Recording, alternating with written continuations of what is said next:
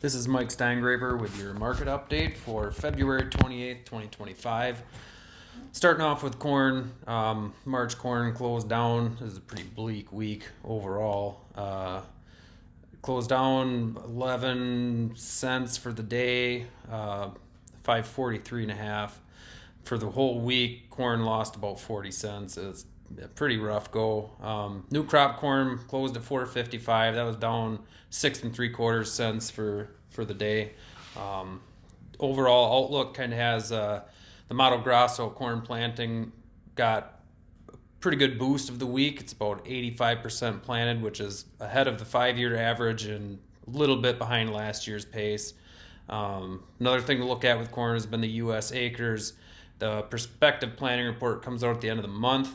The estimates right now are anywhere between 91 million acres and 97 million acres. So there's a pretty big range there for corn prices. I think to make any big comeback, we're going to need that to be on the lower end. If it goes up, the question kind of becomes what's going to happen with beans. Is it all going to get lost to corn? Are we going to make some bounce back in beans there? So things to keep an eye on.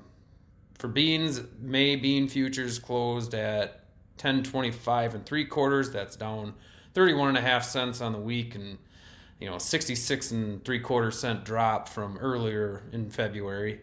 There hasn't been much selling going on in beans as far as any exports and tariffs. That's kind of weighing pretty heavy, not moving out a lot of beans from the U.S., and the tariff talk is kind of dampening any potential upward movement we could see in beans right now. As far as South America, it looks like they're going to have a really good crop, so that's probably not going to help anything with beans right now. Argentina's drought that they were kind of dealing with kind of might be over, and it looks like they could be having some really wet outlook and some flooding issues, so that could potentially help. But yeah, things to keep an eye on is just the weather market's going to be happening again. Prospective planning report at the end of February or end of March is going to be pretty big on what can potentially come out of the bean market going forward. I've been telling most people I talk to, it's still, if we're sitting around that 950 mark for new crop on beans, it's not a bad idea to get some locked in, just because you could potentially see sub $9 beans, and nobody wants that. So any bean growers out there, it'd be a good place to start getting some locked in here and there if you don't already have some locked in.